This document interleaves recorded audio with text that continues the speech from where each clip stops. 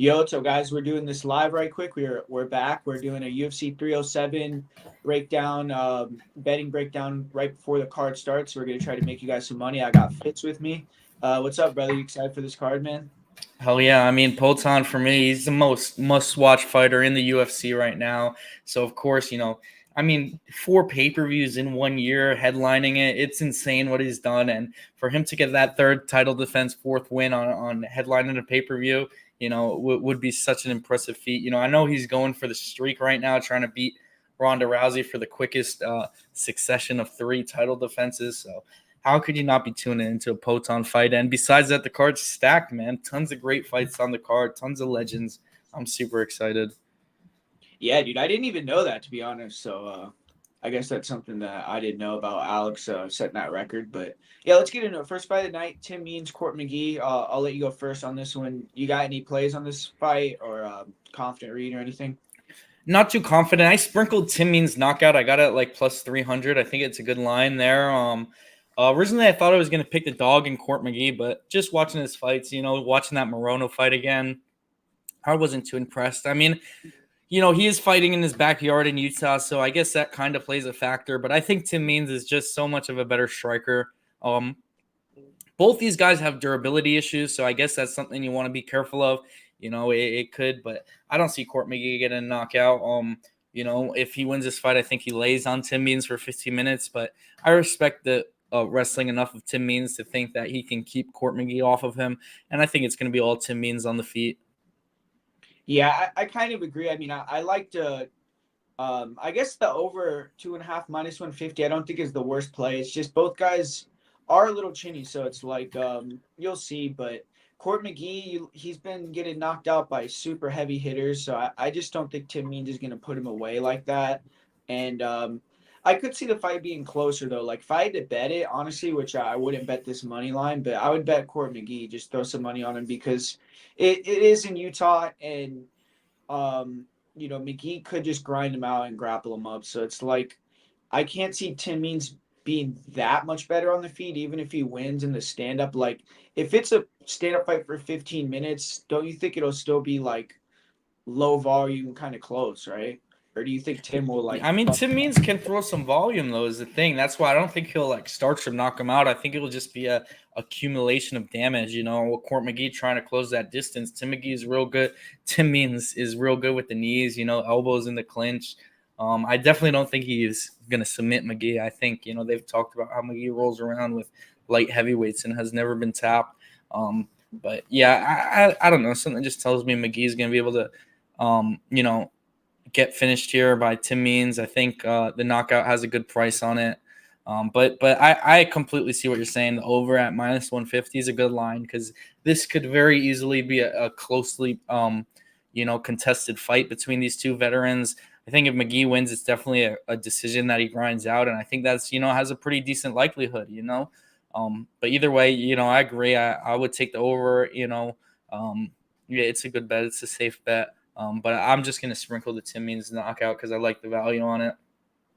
Yeah, I got you. And then next fight, Carlos Esparza versus Tisha Torres. Close line here. It's kind of closed a little bit for Esparza. She was a big underdog earlier in the week, and I mean, these girls fought like 10 years ago, and it was a majority decision. I think it was 2 rounds, so probably one judge had it 1-1, and the other two had it 2-0 for Carla. But I watched the fight. I mean, to me, Carla easily won. And you look at their styles, like they're very similar to what they were even back then. I mean, they might have gotten better, like in terms of conditioning or like strength and conditioning. Like you could tell Carla's a lot bigger, stronger, and Tisha looks the same, but like style wise, they fight very similar. So to me, it's like if these girls are both fighting with equal level of preparation, everything all good, I think Carla would be the favorite. So I mean, I think that Carla retiring, the fact that she's taken this 2 years off, she had a pregnancy, all that is kind of factoring into the line. And Tisha, I just don't know where she's at either. Like if Tisha was younger, like 25, something like that, in her prime, maybe I would kind of think that she has the bigger tenacity to win this fight. But she also just had a kid. She's over 35. They're both kind of on the end of their careers where they're moving into that next phase of their life. And I don't know. I just feel like Carla's going to go out there and get the job done, man. I mean, Carla, two-time champ. This is a retirement fight. I know a lot of people are saying she's just getting a paycheck, but to me, it's like, I don't know. I don't think she's getting paid enough to where she's going to want to go out there and get paid like that one more time to disgrace herself off of a loss already. Like, so she's going to go out there, I think, have a decent performance. It's just how much is the pregnancy going to affect her and everything like that. So, but I'm gonna still go with Carla here. I just feel like Tisha, her game is predicated on those blitzes. She's not gonna be able to kick in this fight, so it's gonna be Carla kind of controlling the pace and the distance. Like you look at the fight with Michelle Watterson and Carla, same kind of thing where Michelle wants to blitz, but she doesn't want to get taken down, so it becomes a nothing of a fight. And I kind of could see that happening here, where it's like nobody does much. Maybe a takedown wins a fight for Carla, or maybe some leg kicks wins the fight for Tisha. So it's like could go either way, but at that price, I think plus 140, plus 150 isn't a bad bet, honestly. So what do you think about it? Yeah, I mean, I understand. I think there's definitely some value on our Sparza. I won't be picking her. I'll be on Tisha Pennington, Tisha Torres. You know, I was telling you, my favorite female fighters, if not my favorite for whatever reason. It's just tough, dude, because Esparza's coming off that layout. I mean, I understand in her last fight she was facing Zhang Weili, who's, the cream of the crop, but she looked terrible, man. You could tell, I mean, rewatching it before the fight, she knew she was going to lose. She had zero confidence going into that fight. And then she takes a massive layoff, dude. She posts on her Instagram February 1st, 2024, first time back in the gym since November 22. That's a year and a half of, forget the pregnancy, forget everything, not fighting, but a year and a half of not training, There's got to be a decline from that. There's no way she's going to be the same product when she took a year and a half off from going into the gym, at all. There's really no way you can convince me that she hasn't taken a step down. And I understand this is her last fight. I don't think she's necessarily going in there for a paycheck, but maybe, hey, she wants to just prove, that she could do this as a mother, at least have one more fight, while she is a mother, and achieve that milestone. But Tisha Torres already did that in her last fight, and, she took on a tough challenger. Tabitha Ritchie's a very good fighter, and that was a super close fight, man. And that was when Tisha Pennington was coming off a 2-year layoff, coming off a pregnancy, so all the odds were stacked against Tisha in that fight, and she still delivered against, obviously Richie doesn't have the same level of wrestling of Esparza, but that's someone who has a similar game plan, who wants to implement that grappling. I think she only took down Pennington once off like a hip toss at the end of round 1. Obviously got some control time against the fence, but give me Tisha Pennington here. For me, I think in this fight, I might be leaning into the factors outside of the octagon too much. Because another reason I like Tisha too much is because she's fighting on the card with Raquel, man. So, they got to be extra motivated coming in this fight together, both having fights, Raquel fighting for the title, fighting to defend her belt, in training camp together. That holds some weight for me. So give me Tisha Torres to get a decision win. Maybe I know some of you guys like to bet those split decisions. These two might be combined more split decisions than any fighters in UFC history. I will say, like, what do you think about? Because I get how it's a positive, maybe in terms of motivation, having someone to train with you, but don't you think the coaches are going to be way more focused on Raquel in terms of? I would disagree. I mean, they're both UFC fighters, man. It's not like one's fighting UFC and one in LFA. I think But one's fighting the second fight of the night, and the other one's in a co-main event title. I get it. I mean, I get it, but I think a lot of their rounds are probably together. A lot of things they're doing are simulated. Yeah, I got you. But I don't know. I feel like that could always be a factor too, because it's like I've seen that before. Like guys that like I don't know, they'll get like thrown off by not getting certain attention. But I think Tisha's obviously kind of used to it. But another thing about this fight that I think could be interesting is I guess we'll talk about it when the Raquel fight comes more. But if Tisha loses, you think that could maybe impact Raquel later on. But yeah, let's just move on to this next fight. Ryan Spann versus OSP. OSP's taking in a lot of money. Like I think like the last time these guys were gonna fight, he was like a plus 300, right? So the line has gotten a lot closer.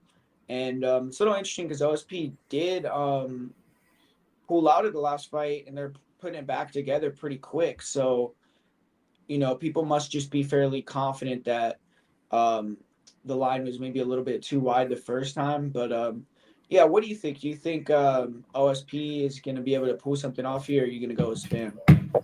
I mean, I know for you, like you had that crazy OSP pick in his last fight. It was, a crazy underdog bet, great hit.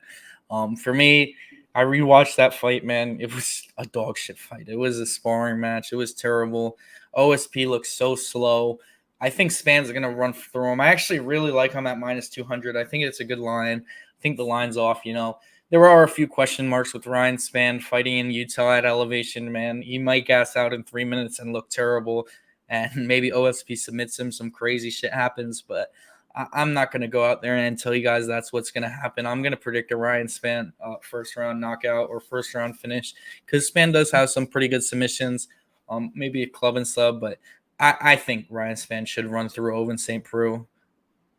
Yeah, he should. I mean, I 100% agree, but will he is the question, Yeah. because I just couldn't. I could never bet Spann at 2-1. I mean, I would have to bet him as the underdog, man. I've seen him in fights where it's like he has the guy dead to rights finish, like with Johnny Walker, and he somehow loses the fight. So it's like that type of guy. I just couldn't get with it, especially when you have two losses to Anthony Smith, like stuff like that. It's like, bro, I don't know, but so I feel like OSP, obviously the guy's a lot more credentialed fighter. Like if they fought in their primes, I think OSP would run through him. So it's like we'll see. I think that the southpaw dynamic gives OSP a little bit better chance on the feet, because you look at Ryan Spann's best weapon in all his fights, it's that lead hook. So same dynamic as we're going to talk about in the main event with Khalil and Pereira. Like,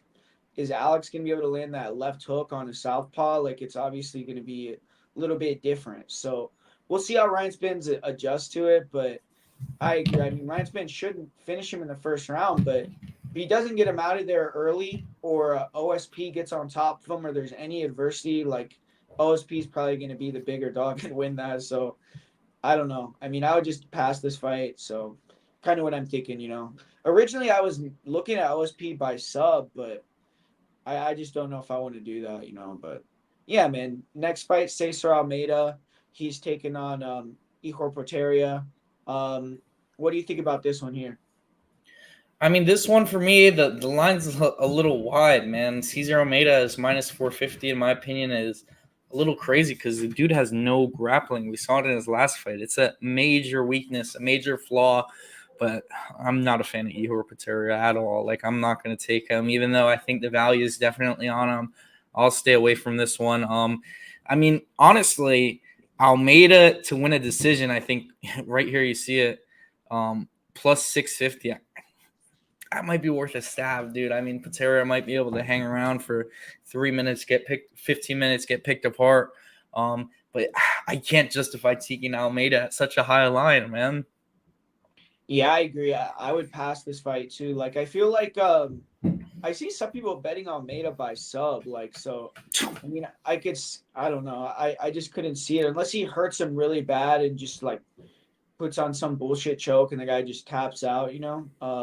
Which Michel Pereira did tap him out in like 30 seconds. So it's like, I get it, I guess. But it's just value hunting at that point. I feel like Igor, if he has any grappling, I mean, maybe try to take him down. But then again, like, you've seen Cesar at least like gas guys like Dylan Budka, like beat them and defend some takedowns. So it's like, I don't know if Igor's a better wrestler than a guy like Dylan Budka, even though he's not a good fighter. So it's trusting him to go grapple in this fight. I don't think it's going to happen. I mean, Porteria, though, I will say the guy's dangerous. Like, he's not as bad as I thought when he first joined the UFC. Like, he fought that big Brazilian dude that he lost to, but he almost knocked him out. Remember that? Like, he had him almost out. Not Ribeiro, I can't remember his name, but that he's like a big RoboCop Brazilian dude. Porteria almost knocked him out, and then he got gassed and got ground and pound finished or whatever. But yeah, Bellado. But yeah, so it's like, if they're just throwing early on, Cherry does have a chance to catch him because he's kind of like a dynamic striker, but I don't know. I mean, if it goes into the later rounds, I feel like Cherry is kind of going to be done for at elevation, especially when they're saying that uh what's his Cesar's been in Utah since September 16th. So And I think in training camp with Alex, you know. So I mean, dude, if there's anyone you want to be training with, it's Pothon. Like he's just yeah, gonna be, and those guys clearly know how to transition a kickboxer into MMA. yeah, they got that other dude that's fighting uh that Musri Belgari guy. He's over there too. Like that was just on Contender Series or whatever. But yeah, man, Alexander Hernandez versus Austin Hubbard. What do you think about this one? This is a tough one for me. Probably like for me, I think it might be the closest line fight on the card, and that's completely justified. I actually like Alexander Hernandez. I pick him on a lot of fights, but um, it's tough for me to visualize him going out there and beating Austin Hubbard because I feel like they're similar fighters. Austin Hubbard's just, tougher, better chin, better cardio. So how does he beat him? I guess he has to wrestle here because on the feet, I think it's Hubbard. I think Hubbard is a better striker. I think he'll land more volume, do more damage. Hernandez will have to hold him down to win, I think. And I definitely think there's a decent shot that happens. The line has come down a lot, so I guess a lot of people are on the Hubbard here. But I'll be on him too. I think this fight mainly takes place on the feet. Hernandez has good wrestling, but can he maintain it on short notice at elevation for 3 rounds? My money's not going to be on that because he's someone who's a notorious gasser. He slows down in, I would say, every single fight this guy slows down in. He's getting outstruck on the feet by like guys like Damon Jackson. And I'm not the biggest Austin Hubbard guy in the world, but I'll pick him here in this spot. You get that little bit of dog value. And yeah, so I think take this fight to go to decision. Minus 190 is a little high, but I mean, I think that's a really good, I minus 240 over 2.5 rounds. I don't see how someone gets a finish, honestly. I mean, to me though, I feel like Alex's win path is a first round knockout. Which I don't think it's that likely. I really don't. But I don't see him winning like over 3 rounds. Like you said, with the wrestling, I feel like he's not gonna be able to implement that for the full fight. And honestly, I feel like with Hernandez, he has decent cardio because he trains at elevation. You could tell he works hard, but I think it's a mental thing. Like he's like a good hammer. He can go out there and like when he fought Jim Miller and he was faster than him and was able to kind of easily win for 3 rounds. He went out there and won a decision pretty easily. But it's like if you could push him and make it hard, he's gonna quit. So that type of guy, I feel like you could never, unless you think he's going to run someone over early. It's hard to bet on him. I mean, maybe you could predict him to win certain fights, but unless you think he's going to win in the first round, I would never bet on Hernandez because if there's any adversity, he's probably going to fold. So Hubbard is a tough guy. Like we've seen him go 3 rounds with that fucking crazy leg injury, that compartment syndrome, and he's hard to knock out. I feel like he's more skillful. It's just Hernandez is the better athlete. So, yeah, I feel like Hubbard is the play here. But, I mean, I bet him at plus 180. So now he's minus 105. Like, Wow. that line is a lot You of crazy. completely beat the line. That's a huge, there's a lot of money on Hubbard there. Yeah, so it's like, I don't know if I would bet him at minus 105. It's like, you might have missed it a little bit. But I feel like Hubbard will win. So, and I do agree. I think it'll be a decision. So, but if you look at that over like that price, it's kind of juice. Maybe you could throw it in a parlay or something. But yeah, what do you think about this next fight, though? Marina Rodriguez versus Yasmin Lucindo. I think it's an interesting fight. Me too. I mean, originally I thought it would be on the dog here in Rodriguez. I like her striking, but I'll take Lucinda. I mean, the age difference is a huge factor for me. I think she's 15 years younger. I mean, you have to take that into account.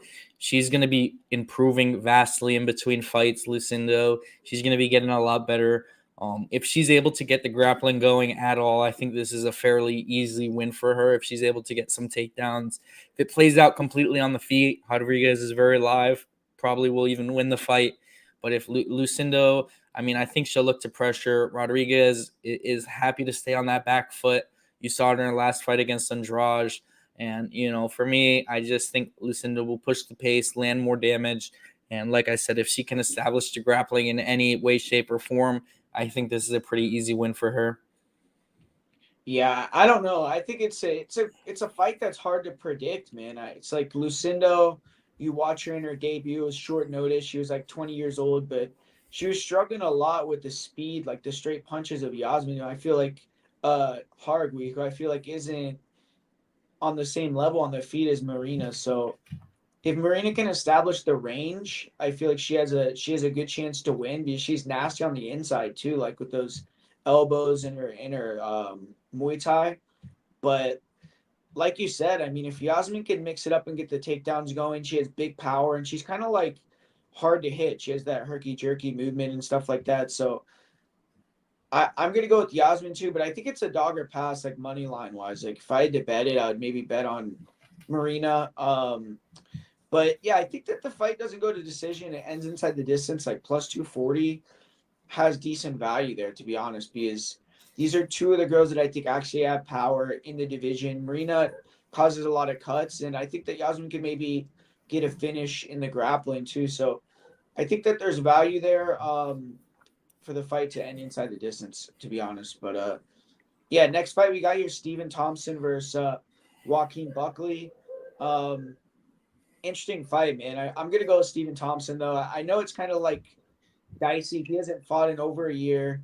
He's 41 years old, but I mean, I watched a few of Buckley's fights, and I get people talking about he's gonna wrestle, he's gonna take him down, and that's gonna be the easy fight for Buckley, easy path. But man, I'm watching his fights. It's like the only times he's getting takedowns are when guys are throwing flying knees or like kicks right, like naked kicks where he's catching him and taking him down. He's not really a guy that's exploding in, hitting doubles and stuff like that. And I watched the fight with Stephen Thompson and Shafkai, and it's like I just don't know if Buckley's going to be able to take him down. Maybe he can hold him against the cage and grind on him. He might be able to get him down early one time or two, but I don't know if it'll be him grinding him the whole fight. And on the feet, I just feel like Thompson's still that guy. Can go out there and potentially get a win here. I think he can get a knockout too. So I just feel like Stephen Thompson is getting undervalued here at the price. I think that it should be closer. You look at Buckley's wins, the guy's beaten nobody. I mean, what's his best win? Vicente Luque. He's like Washed the Vicente, the potential. shell So of Vicente Luque, who's now fighting Nick yeah. Diaz. Like, come on. So I mean, that's his best win on this streak at 70. So I'm just gonna go with Wonder Boy here. But what about you, man?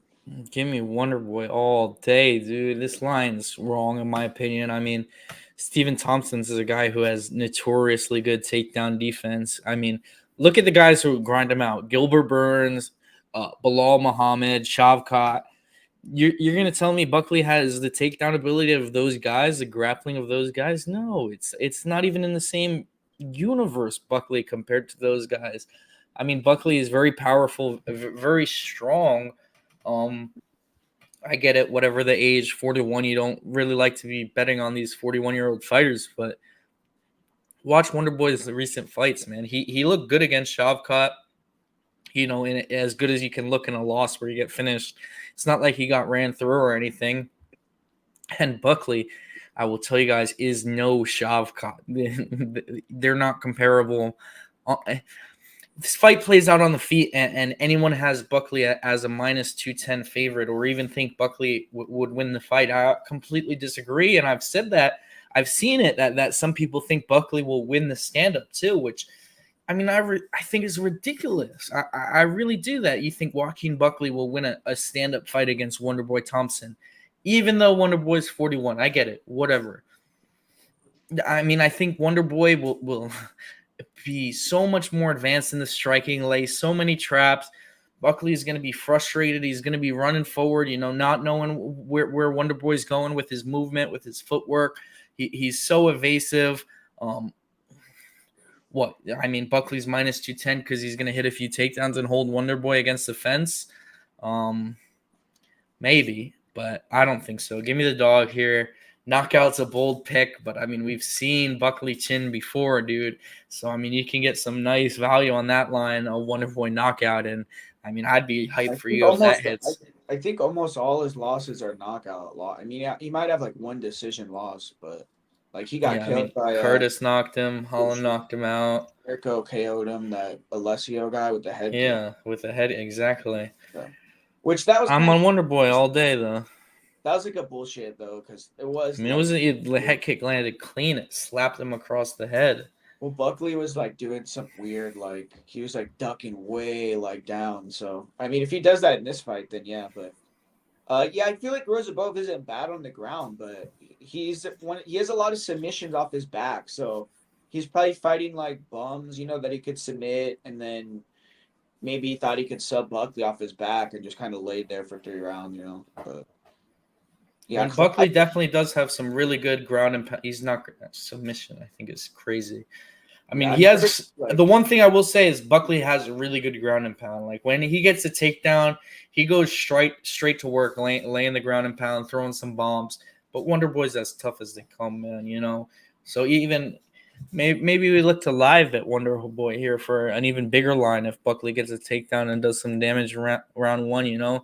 Maybe Wonder Boy comes back and whatever. I'm just rooting for Utah, Stephen Wonderboy in Utah. I feel like the Mormons are really going to get behind him. He seems like a guy the Mormons would love. Clean yeah, cut. Perfect fighter for these Mormons. But at the line, how are you not going to want to take Wonderboy at plus 180, dude, against yeah, Joaquin I Buckley? agree. It's like this is the test, It's like he could go out there and we could look retarded, like he can get ran through, right? But at the price, like who Buckley has fought, the resumes, styles, I feel like it's a good play that could cash. And Wonder Boy's like he's always taking these layoffs recently, so hopefully it's like he's kind of used to that, like taking that year off. But yeah, we'll see exactly because one of these times I do think we'll see Wonder Boy and he's just gonna be washed because his style is like really he has like a really athletic style, you know what I mean? So it's impressive he still has that speed and everything at his age, but hopefully it looks good out there. And yeah, Kayla Harrison versus Ketlin Vieira, the next fight. This is a fight that man, I wasn't exactly expecting Ketlin to be talking so much shit. I actually thought she did a good job at the press conference at the media day. So she got me more excited for this fight. And the line is what it is. I mean, I feel like Kayla is going to be this price versus anyone that she fights. And Exactly. When she fights for the belt, it's going to be the same line. but I think a lot of it is baked in like to her name at this point because you look at her career, it's like she shouldn't be a minus 900 versus Ketlin. Like why? What could she have done to justify that? You look at her win like over Aspen Ladd. It wasn't like she dominated her. She took her down and just like laid on her. But I feel like Ketlin is a lot more well rounded, a lot better than someone like Aspen. And I think Aspen was like the same price, but you'd think that Ketlin will get a little bit more respect here, especially when you watch Larissa Pacheco, who I think actually has like fairly similar style to Ketlin, where she has good judo, good takedown defense. She pressures. She has more power, and she's definitely more athletic. Like I think Larissa is the better fighter, but Larissa, gassed Kayla and beat her pretty easily the third time they fought. So I do think that there could be, some potential struggles for Kayla in the fight, like where Ketlin has some moments, but I just feel like Kayla will probably eventually just start grinding it out and get the win. I think the fact that she has elbows in the UFC is a big difference in PFL, but I honestly don't see a finish. Like I like the overs in this fight. I think it's going to go to decision. I mean, you look when Kayla's fighting these girls that are better grapplers, she usually doesn't finish them, and I just don't see her knocking Ketlin out or finishing her. I feel like Ketlin actually has the finishing upside. So, but I think Kayla's going to win a decision. Yeah, interestingly enough, I thought the decision line would be the highest, but it's actually it's like almost even money. So they expect like it's the highest possible outcome for the books at least. I mean, this line is wide, man. Vieira might be the best girl Harrison's ever fought, dude. She might be better, I guess. Larissa Pacheco. I mean, she's pretty good, but I mean, I think Vieira's a decent fighter. I can't pull the trigger though. I can't do it. I'm Yeah, not fighting Kayla Harrison. That's not going to be me. Someone out there might do it, and they might look like a genius, but it's not my day to do that. I mean, Kayla Harrison is a beast, man. You know the accolades: 2-time Olympic gold champion. You look at her and you can tell, dude, what she brings to the octagon. Physically, she's by far the most imposing female fighter we've ever seen. Maybe we ever will see. I mean, it's her and Cyborg in terms of. I got Cyborg still though. In terms of like scariness, I guess like physique. Yeah, I would go with Caleb. Dude, Kayla Harrison's arms are massive. I mean, Paulo Costa was tweeting today that she has bigger biceps than me, and yeah, Kayla Harrison saying her celebrity look like is Brock Lesnar. She's leaning into it now. Like, you could see too, like since she went to ATT, how much bigger she's gotten. It's like blatantly obvious. It's kind of funny. Because you look at Kayla like when she was when she used to go on Ariel Helwani show, like, and she would talk about like, oh, I hate trash talk. That's why I would never beat the UFC. It's like, bitch, now you're talking so much shit, dude. Like, it's like kind of funny. Which is whatever, at least, dude, she's bringing something to the division, a little bit of life. Because, I mean, 135, the women's division is by far the worst division in the entire sport. Like, far and away, dude. Nothing even. Though, which is like, it's a pile of dog shit, that division. Yeah, that division blows for sure. It's the worst for sure. You got out shit talked by like a girl that can't even speak English. Speak English? Fucked her up, you know, but I don't know. I guess we'll see. Like, hopefully the fight's at least like close, like where we get to see some minutes and like Kayla doesn't, because I remember, dude, I went and watched Sarah McMahon's fight with Ketlin, and Ketlin won, but the first round she did get like mounted and like she was getting beat up a little bit. So hopefully Kayla doesn't just take her out, just so we could see, you know, a little bit more from her. You know, I kind of want to see how she does, especially with this elevation. No one really talked about the weight cut or anything this week, and she's made it twice. But, you know, maybe eventually that'll add up too with the weight cuts and everything, you know. So, but yeah. The one thing I do want to say, though, is, and this could just be my own, like, conspiracy, didn't Kayla say she wants to weigh in as the backup fighter, but she weighed in at 136, not 135. Yeah. So for me, something I mean, like I said, this is complete speculation on my part. For me, that means she had a tough cut, and she's like, I don't fuck that extra pound. I'd rather, you know. Did she weigh in after, like, Julian? She might have, because I think the champions normally weigh in first. But so people get sick in weigh-ins after all the time. You know, we've seen it happen a lot this year, fighters pulling out the day of fights, you know. So, I mean, if that was her plan to fight, you know, to be the backup, I don't see why she doesn't make 135 unless, you know, she knew. I mean, she should have made it just to make that statement, you know, anyways. Even if, like I said, she could have been, like, sitting there, like, she doesn't want to cut weight, but she's going to wait and see if she has to type thing. But, even then, I mean, you'd think if she could have cut the pound easily, she would have just done it and weighed in at 135. No, she's not cutting any pounds easily after maybe like 142, dude. They're all coming. Yeah. She's massive. It's crazy that she makes the weight. And Ketlin is big too, though. Like when they were facing off, I was surprised. Like they look kind of. Kayla's definitely bigger, but that's Ketlin, yeah, she's very tall. Yeah. Ketlин's also a judo player. No, that I'm pretty sure. Like she's in judo and jiu-jitsu. So that's what I'm saying. That's why she's probably. Thing, I mean, if that's your game plan to have judo against Kayla Harrison, you know, if that's your biggest skill set, it's not going to work out because Harrison's literally has the better striking than Kayla, though. Yeah, of course. I mean, Kayla's striking has gotten better though.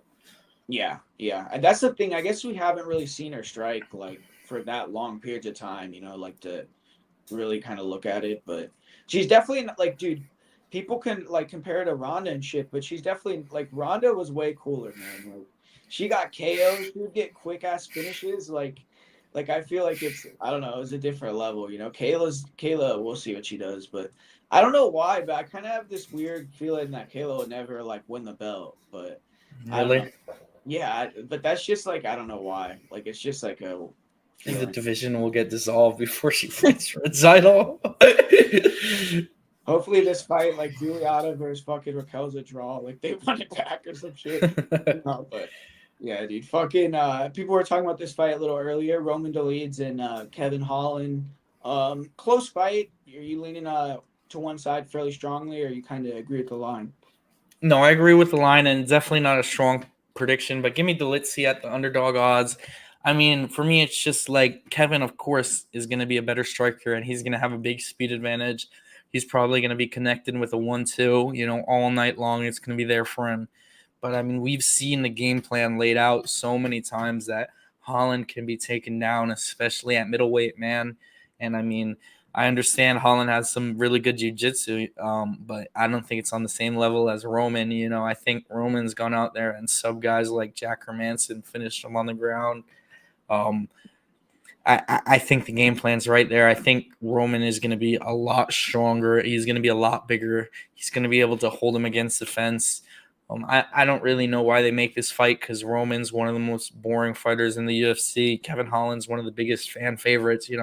He wants to go out there and entertain, and Roman's going to give him no opportunity to entertain. Roman's whole game plan is to make it a boring fight, a grimy fight. So UFC putting Kevin Holland on a pay-per-view, maybe they wanted to just go out there and sleep him, but Roman, he's a tough guy in my opinion. He's going to be hard to knock out. And at the underdog line, I've got to be on Roman here personally. Yeah, Roman is one of these guys that like being in Vegas. Like I've heard multiple people like talk about Roman is a really good striker. Yeah, like when he's in the gym, I guess he shows a lot of really good stuff. Like he's like people think he could be the champ, but when he fights, it's like it doesn't translate to me, dude. His striking looks so horrible, man. Like that's the one thing about him that I don't like is like he's just like looping these ugly ass punches, and I don't know. I think that his takedowns are terrible too. Like he has no wrestling. Like he just pushes you against the cage.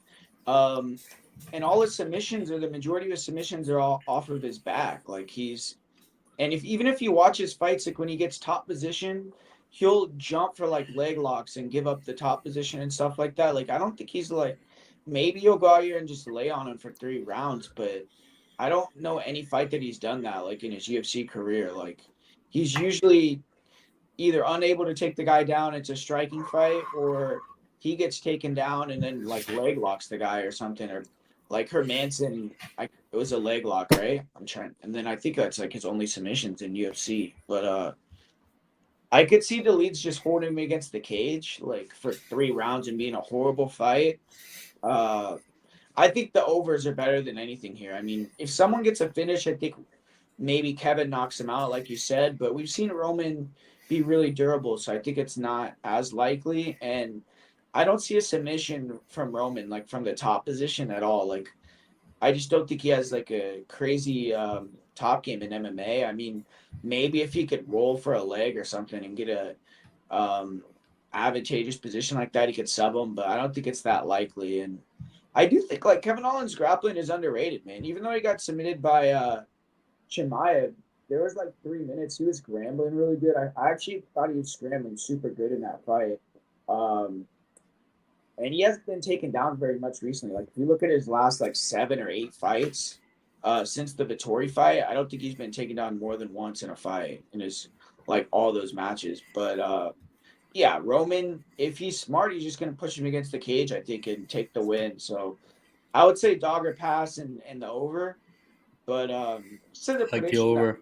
I'm gonna say Holland wins on damage. Like even if he's getting pushed against the fence, maybe he's throwing elbows, and I don't know. But yeah, I feel like Real quick though, I will say, I mean, you don't think there's a difference between Holland at welterweight and Holland at middleweight? Because for me, there's a difference, man. but Holland I has think he should be fighting at welterweight. I don't think he's a middleweight fighter, and I I agree. think it's a mistake for him to make this move up to middleweight. I think his frame makes him so dangerous at welterweight, his length, and that's almost completely taken away at middleweight. Yeah, but he has his best wins at middleweight though, like in UFC. I mean, I Like he has, guess Fluffy Hernandez, but and then who's the other one? Buckley, but Buckley's not a middleweight either. Jacare, I get it. Jacare was washed. but like I'm saying, all like he only has like how many fights does he have at welterweight? Yeah, I He mean, does. there was a couple. I mean, the guy fights so often. You got to understand. I mean, I he's guess probably yeah. had like He went to 6, 7, split 8 with welterweight fights, dude. like Jack Della and stuff like that. So yeah, I mean obviously 170 is like where he would be the best, but I don't know. It's like I feel like what's the difference between like Darren Stewart and Roman? Like besides the jujitsu, like there's no wrestling. Like and they're both shit That's strikers. kind of, I get it. I mean, it's hard for me to tell you a difference, but calling him Darren Stewart is kind of crazy. What? Have you I seen mean, any? Delitzzi has gone in there and beaten guys like Jack Hermanson, even Dawkins isn't a I bad think fighter, Holland would. dude. I feel like Kevin Holland would destroy Hermanson though. Like You if think they, so? I who Hermanson only like he loses every time he fights someone good. I mean, he Like he beat Joe beat Pyfer. Vittori, no? Yeah, Vittori's washed up though to me. Like Vittori He versus beat Roman. Vittori like 5 years ago. Vittori versus Roman was like one of the worst fights I've ever seen. That was a terrible fight, yeah. Bro, it was horrible, man. Like, so I don't know. It's like, I guess Vittori destroyed Kevin too, but that was boring as shit. Like, but yeah, I mean, I don't know. I think if Roman wins, it'll just be him pushing it against the feds for 3 rounds, literally. Like, Which so is why I agree. I think the matchmaker is kind of made up. Like, put Kevin Holland in fun fights, dude. You put him against literally like one of the most boring fighters in the entire sport. like he fought that. Remember, he fought that one for the Santiago, the Argentine guy, Roman, Oh and he yeah, it's like punching his Staropoulos. Yeah, that back his was that whole was the fucking worst fight body. ever. Yeah, I was like, holy shit, dude. Staropoulos, whatever his But he name is. couldn't Yeah, that take it was down though. terrible. Like he couldn't even take down And he Staropoulos. was a Like huge favorite in that fight. so I just don't see him taking down Kevin. I think it would just be cage pushing. But yeah, man. Next fight, Jose Aldo versus Mario Batista. We got Aldo at plus 111. He was a higher underdog. I actually bet him at plus 150. So what do you think about this fight, the matchup, and how it's gonna go down here? I mean, you're killing these lines, dude. First Hubbard, then Aldo, smoking them. Um, I thought I was going to be on Mario Batista coming into this week, and then I just rewatched all his fights, almost every single one. I think in the UFC. I don't see how he beats Jose Aldo, dude. I don't see it. I mean, the one path to victory I'd give him is he's got to throw 200 strikes and just drown Jose Aldo with some crazy output. Max Holloway. He's literally got to put on a Max Holloway type performance, and for me, Max Holloway might be the only guy who can do that. Peter Yan. Bautista's grappling is very good, but you can't tell me with a straight face he's going to take down Jose Aldo. I mean, maybe he hurts him on the feet and drops him. That's much more likely to me than him getting a takedown against Jose Aldo. Someone Marab couldn't take down even one time across 3 rounds. Aldo came back in his last fight. It's a very similar situation, fighting an up and coming guy, on a win streak and coming in as an underdog. It makes me a little hesitant because literally almost everyone is picking Jose Aldo and he's still an underdog. The line's a lot closer than it was when you got it, but that for me is a little scary. All like the casual fans too are going to be on it, but it's across the board, hardcore, casual. I see a lot of Jose Aldo picks this week, but I get it, man. I think the body's there to be hit for Bautista. I think if Aldo can get some takedowns, that would be really smart. I think Bautista, his takedown defense isn't great. We saw Ricky Simone get some takedowns. And more importantly, you saw Ricky Simone crack him, dude, and counter him. And Jose Aldo, I think, will work the body here. And Bautista, I think he has to be super aggressive. And I think he's there to be countered. I don't hate a Jose Aldo KO bet. I mean, he hurt Jonathan Martinez in his last fight. And Martinez is tough as fuck, man. Bautista's been put out by guys like Trevin Jones. Aldo looks so good in that Martinez fight. Go rewatch it if you haven't while you still have an hour and 5 minutes, dude. It only take 15. Look how fast Aldo's hands still are. There are some drawbacks just being in Utah at elevation. Jose Aldo, he never looks good on the scales at 135. I see people saying he looked terrible. He always looked like that, like at 135. His eyes do like bulge out of his head. He looks pretty crazy, but it's always been that way. At this bantamweight cut, he clearly can recover and still put on great performances. Give me Aldo. Give me the King of Rio. One of my all-time favorite fighters. Should be one of everyone's all-time favorite fighters, in my opinion. absolute legend of the sport. You know, don't I just can't see a path to victory for Bautista other than him absolutely drowning Jose with a crazy volume. Yeah, I mean, I totally agree. When I saw the line, I just didn't.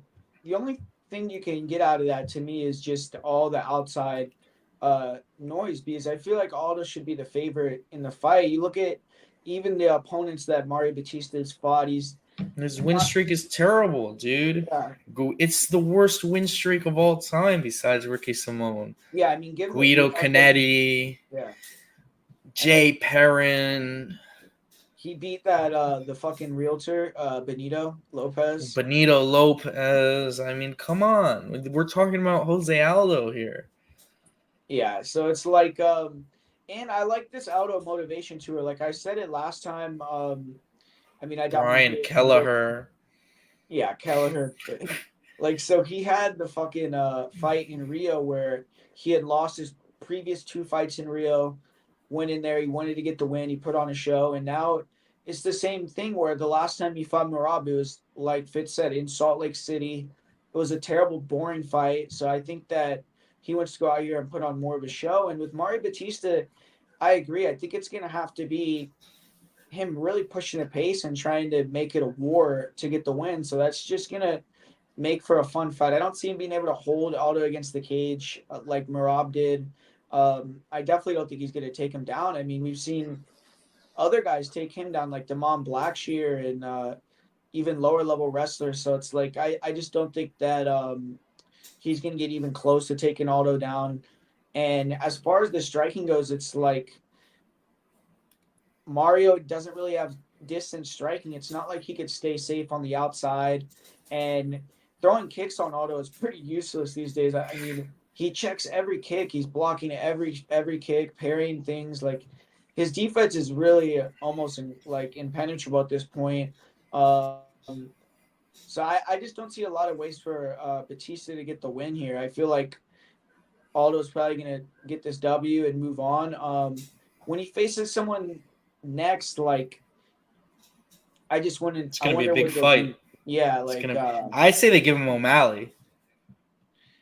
yeah, they Aldo can. versus O'Malley is a massive, massive. If Aldo's on a 2-fight win streak, But that's a Sean is going to massive, be massive Aldo, fight. right?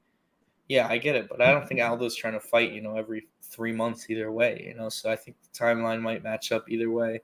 Although this is not too long of a turnaround, May to October, so I shouldn't say that. He's pretty active here.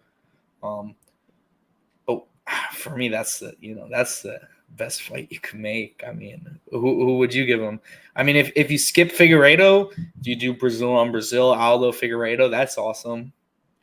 Yeah, I think you could do that. You could do. I mean, you could always give him one of these other fights, but it just would be a throwaway fight. Like if I you think get, it would have to be a pretty huge fight if he's coming on it, two I'm wins saying in like a if row. you give him like a cruise fight or something, it would work, but people wouldn't really give a shit. It'd be like whatever type of fight. Because like I saw him talking about that at the media day. He was saying like they asked him about the blue canvas or whatever for WEC, and they were saying like who would you want to fight if it was a WEC canvas, and he said Cruz, which that makes sense though because it's like Yeah, with the theme. that's a But good shout, Cruz. I like that one. Win or it's loss for Jose. it's probably an easy fight. Like if you Exactly. had to take a And then fight. you get him on a 3-fight win streak. You just throw him in a title fight. Yeah, that's why I think that's what you probably should try to do, like in terms of like being smart. But yeah, if he has to fight like Figgy or O'Malley, it'll be a crazy fight, and hopefully he would get paid good for that. I don't know. It's like Oh because yeah, if you he's could getting fight, paid. He's getting paid even for this fight. I would I'm really saying, hope like if so. you could fight Cruz for the same amount of money as Sean, like I would definitely fight Cruz. Like unless you're gonna save me a little more money, you know what I mean? Like, but I guess we'll see. Like all those dude, it's obviously he's not doing that. Like these last two guys he's fought, it's like he doesn't have to fight these guys. Like what is he's giving these guys huge chances to beat, Exactly. you Which I know? mean just shows his mindset though at this stage of his career, if anything, dude. He's ready to fight anyone, and he's ready to fight guys people are thinking are going to be at the top of the division. I mean, Jonathan Martinez before that fight, dude, people were saying was going to be a champion. Like he had so much hype going into that fight. Well, he was coming off the loss, right? Oh yeah, you're right. You're To right. Song. Yeah. Yeah. That's another guy he could fight, but that'd be like this fight, like Jose versus Song. I think that fight would be sick, like just to watch, but that's not gonna happen though. But yeah, he said Figgy's fighting Jan already. Yeah, No, no, it so was Chris Gutierrez who fought, which I know they're so easily fucking oh yeah, interchangeable. Yeah, yeah, those you're right. guys are like the same thing. But even I mean, just real quick to finish up talking about it, because this is for me, easily the second biggest fight on the card, secondly most anticipated behind the main event. I mean, look at that fight against Damon Blackshears, who Blackshear, for me is a pretty good fighter. No Jose Aldo though. If I remember correctly, Blackshear took that fight on like a week's notice. Like he literally fought Yeah, like a week or two he got that before. twister, the twist. Exactly. He tried to Yeah, make like the quickest turnaround in UFC history. And it was a very close fight. I mean, I get it was 30-27 across the scorecards. The announcers completely disagreed with it. I think that the live line didn't suggest that it was 30-27. And if you look on verdict, it wouldn't be 30-27. So I mean, if Bautista is someone who's going to go out there and beat Jose Aldo, I would want more from him. Even against Ricky Simone, like he dropped the first round against him, and he looked pretty good against the last two. But it's not like he put him away. It's not like it was, he completely dominated Ricky Simone. So for him to be a favorite against Jose Aldo, it just doesn't make sense. yeah. I get it. I mean, for me though, it's just a little scary because everyone's on Jose Aldo. Yeah, for sure. I did notice that. Like in last time when he fought, like a lot of people were on Martinez, so it's kind of a switch from that. I feel like maybe people had to see he was still about it, but yeah, I agree. It's kind of weird where they have the line kind of still at. I want to see like I wonder how much money actually is came in on both sides, but yeah, co-main event time. We got Raquel Pennington versus Juliana Pena.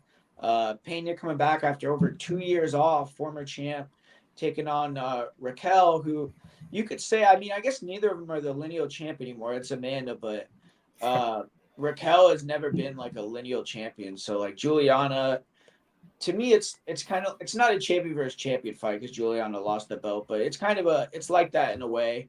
And yeah, man, what do you think about this fight? It's been a long time coming, I guess, for these two girls. Yeah, definitely. I mean, I'm pretty sure they had some back and forths on the Ultimate Fighter like 10 plus years ago. Always, we're around each other in the rankings. This fight could have happened probably a million times, but this is when we're going to get to see it play. Give me Rocky here. I don't like Pennington off, excuse me, Pena Pennington, a little confusing. I don't like Pena off the layoff. And I think on the feet, she has poor striking defense. I think Pennington at boxing range is going to be dominant in this fight. Um, Obviously, the path to victory is going to be Pena getting takedowns. Maybe she locks up submission on the ground. I wouldn't back it. Pennington decision. I like Pennington actually a lot here. I'm fairly confident. One of my more confident plays. One of my, higher bets of the card. Like I said, I just think Pena on the feet is very hittable, and I think Pennington's gonna really exploit the boxing difference here.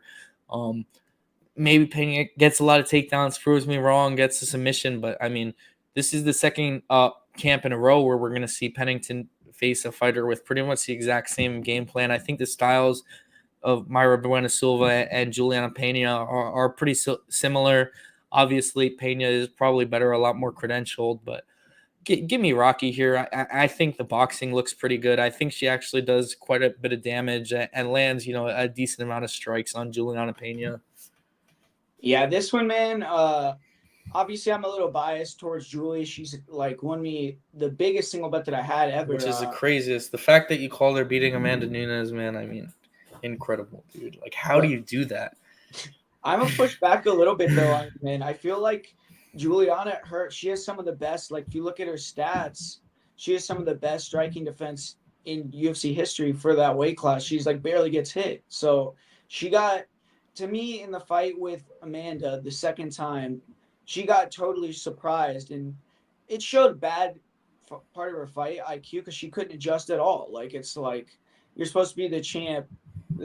And Amanda came out southpaw. I don't think Giuliani was ready for that at all. It took the jab away, and she fucking kept running into the check hook over and over. She got dropped like 3 times in the first round with the check hook. So I think that Amanda had a really good game plan there. Where the first fight you saw Juliana was super effective with the jab, so you know that second fight Juliana's whole mindset is going to be I'm going to use the jab to take the fight over again. So Amanda just took the jab away from her, and it totally changed the fight. I feel like Pena couldn't adjust, and this one though, I mean, I've never seen Pennington fight southpaw. I don't think she has that ability, and I think the boxing, like the stand-up fight, it's going to be super sloppy on both sides. Like, and I think Raquel maybe is a little technically better, but I think Pena has the power and the speed advantage in the fight. And if she just makes it like back and forth war, I feel like Rocky, she doesn't have like crazy volume. I don't think she has the power to like really push Juliana back and hurt her too much and like make her slower pace down. So I honestly think Rocky's best game plan or what she should do is go for doubles in this fight. And I think she could maybe hit double leg takedowns because Pena's takedown defense is terrible. I mean, you see her get taken down really easily by a lot of fighters.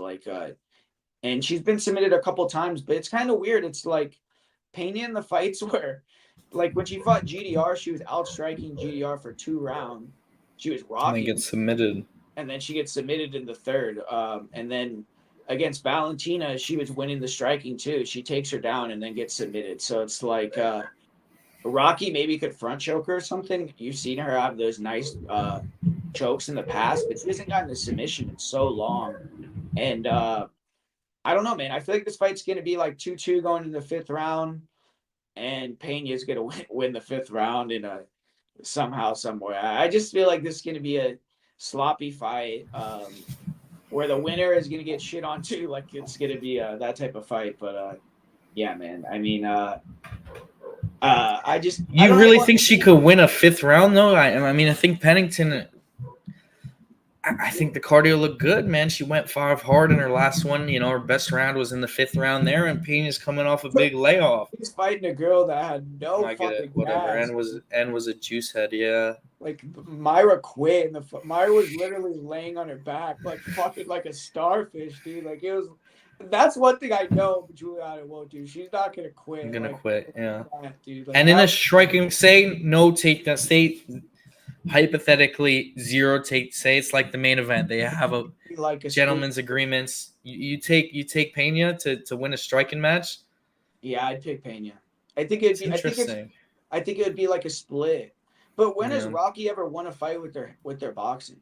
Literally, all her fights she wins, she's pushing the chick against the cage the whole fight. Like that's her style, man. She's just gonna. I think she should try to wrestle, but like I don't know. Like, can you remember a fight where she outstruck someone at range, like at distance? I guess Misha Tate, huh? Now that I'm thinking about it, she like jabbed her up and shit.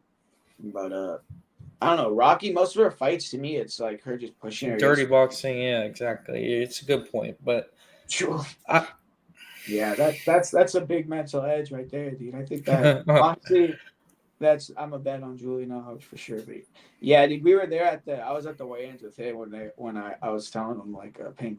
Yeah, that's what I'm telling you, dude. Pena, like people act like she's like a elite wrestler. Like, she has good, decent offensive wrestling, but yeah, only 23% takedown defense. Like, which I feel a little similar between both these girls. Both these girls are way better at getting takedowns than defending them.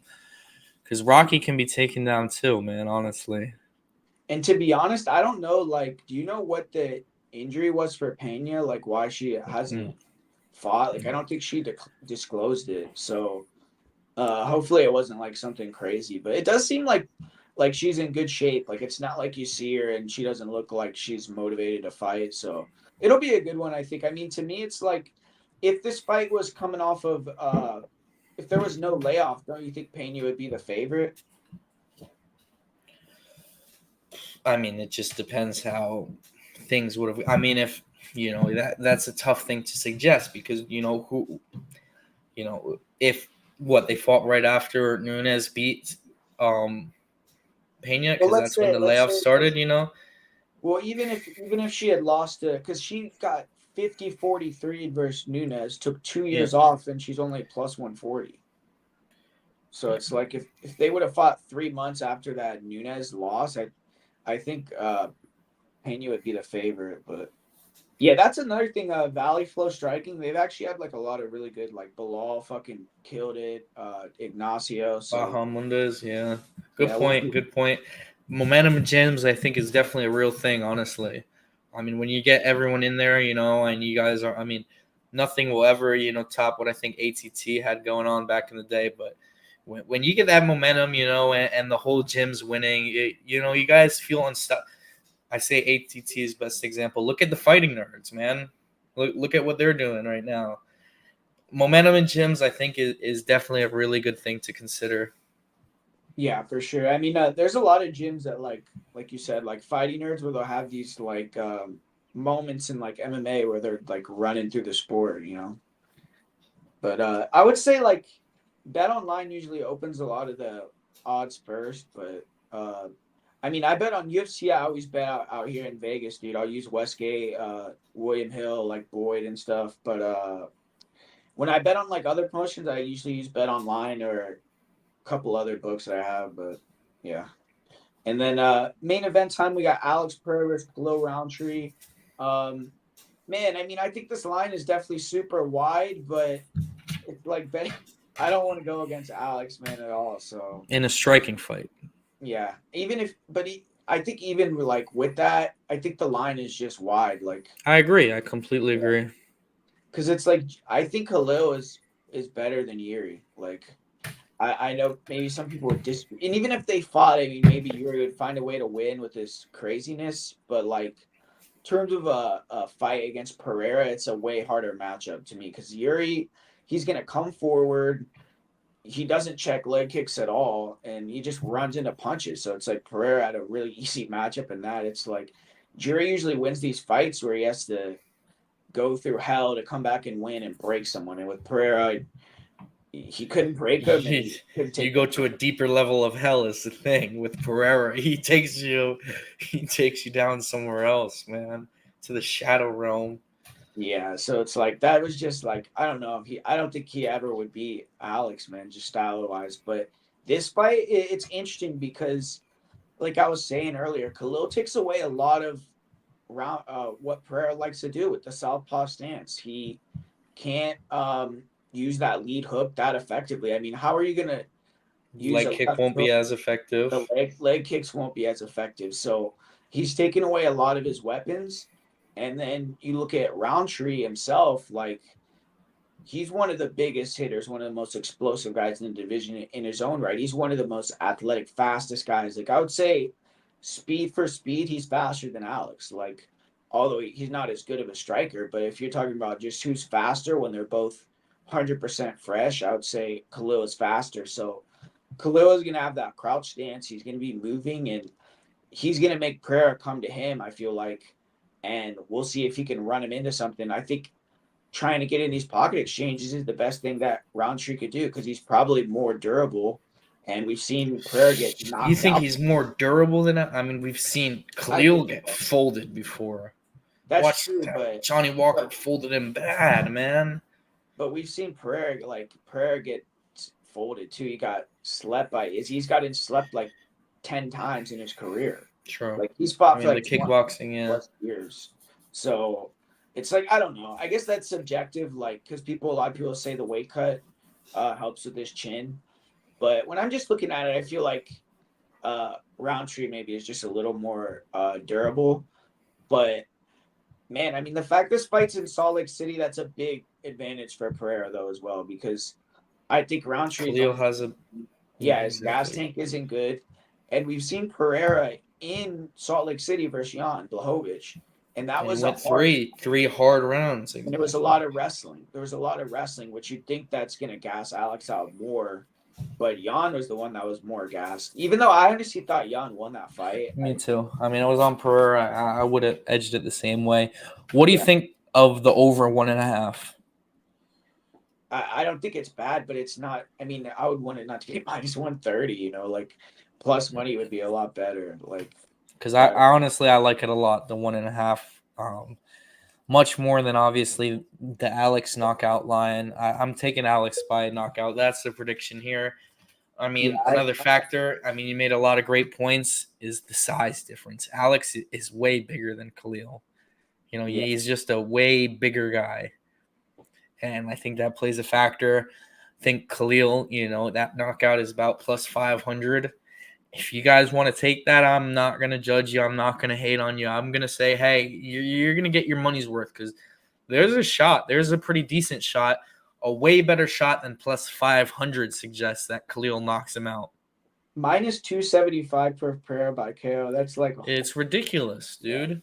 I'd almost rather take Pereira decision. I mean, I don't think it happens. I don't think. Dude, even the sub prop for him is shit. Plus 700. And I Like you fucking Matty think that would Betts be put like like a plus 2,000. $2,000 on Pereira by submission. I've seen people say Pereira is going to use the grappling. I don't think so. I will say I do think Pereira is the better grappler though. I think so too. But you think he's going to shoot a takedown here? Nah, I don't think so. I mean, I think it would be such an unless expenditure he of gets energy, fucked up. dude. Like the only Yeah, way. maybe if he's shooting a that takedown, rock. it's not going to be good for him, dude. It's not going to be like him, Khabib and the guy. It's going to be He a has that desperation bet. He takedown. has the bet where he's gonna submit him or something with. Yeah, Kayla Harrison. Yeah. But I mean, I guess he has counter bets because he has a bet with Khalil who's going to shoot a takedown, and has a bet with Kayla that he's going to get a submission. So Maybe. yeah, Pereira's hedging his performance. Yeah. Yeah. I mean, if Pereira wins this one, though, I mean, man, it's like, I guess you can't hide him from Magomed at that point. It would have to happen, and you got to pray Rakic wins. yeah, if Rakic wins, the fuck would he fight, dude? He'd have to go to a different division. If Rakic wins, he'd have to go to heavyweight or something. Or make you give Driscoll some money to bump up to 205. Yeah, Duplessis will fight him for a Well, paycheck. Duplessis got balls. He'll fight him at 205. Yeah, you're saying that Alex, I think, was saying he would go down too. I know, but I know he was saying that, but I don't know if he's making 185 again, and I don't think he should. If you ask me, I mean, it's crazy to me that he made 185 because look how massive he is for 205. He's huge, dude. And I'm sure his training regimen has put even more muscle on where you know, he really is fitting into that 205 now, you know, well, maybe in that first. He's probably like 250, 240, right? What do you think? Yeah, I think he said he was 230 within hours after weighing in. Yeah. Oh, yeah. So fucks. Yeah, that is true. That's why I'm talking a lot about the Southpaw dynamic, man. Because you look at the Southpaws that he's fought in the UFC, he struggled a lot. Like when he fought Bruno Silva, that was a war, dude. It was like back and forth fight. I think he got wobbled a couple of times. It's another Southpaw, Jan Southpaw. So he's had a little bit more issues in the stand-up versus Southpaw, right? And he hasn't found the knockouts as easily. So I think the over is live because of that. Actually, that's a decent point because, you know, Pereira's probably going to have to kind of get his reads and figure out how he's going to go at this guy and get the finish because his usual weapons aren't going to be like there for him as much. But if Khalil wins, though, I think you'll lose that over because I feel like if Khalil wins, it'll probably be super early, right? Like, wouldn't you think? It would be in the first, like. It would have to be. He would have to start him, dude, because Khalil's. I mean, I'm sure Khalil is coming in the best shape of his life, extra motivated, but he gasses out, man. He even in fights he wins in a third round, like Anthony Smith, he's visibly tired, you know. I can't.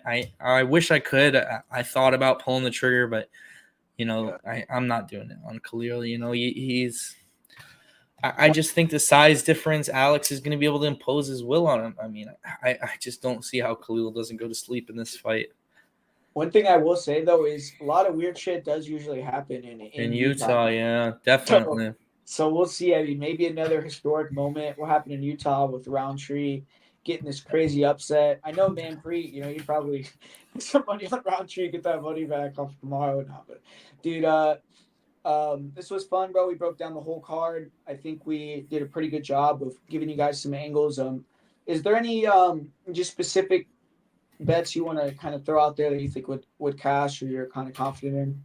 Yeah, give me Wonder Boy money line. Take the dogs odds. Give me Aldo at the dog odds. Give me the over 1.5 in the main event. Give me Span to get a knockout, dude. I really think OSP. I understand he just came off the big underdog win, but dude, he looks so slow in that fight. I think Span's gonna run through him. Maybe take inside the distance just to be a little careful because Span does have submissions, and then I do. I know you made me a little less confident in it, but give me Pennington to win a decision. Raquel Pennington, that is. I've got Tisha too, but definitely not as confident. I'm backing both the Penningtons and you're fading both of them, so that's interesting. Yeah, man. I agree with a lot of the picks that I like. Aldo, I like Wonder Boy. Obviously, I have that bet on Hubbard. At this point, though, I don't know if I would bet him at -105, but I got a bet on Carla at +150, where that line's pretty similar. I mean, you could get a similar line to what I got on that fight. And yeah, man, this was fun. We're gonna be back doing this more frequently. Hopefully, it's just shit happens. You get out of doing it and stuff. But yeah, thanks for watching, guys. We actually had a lot of people in here. We got 190 people in here for Twitter and YouTube, so this was good. And we'll be back doing another breakdown soon. Hopefully, we can figure out to do a breakdown on the card next week, preview and breakdown like this.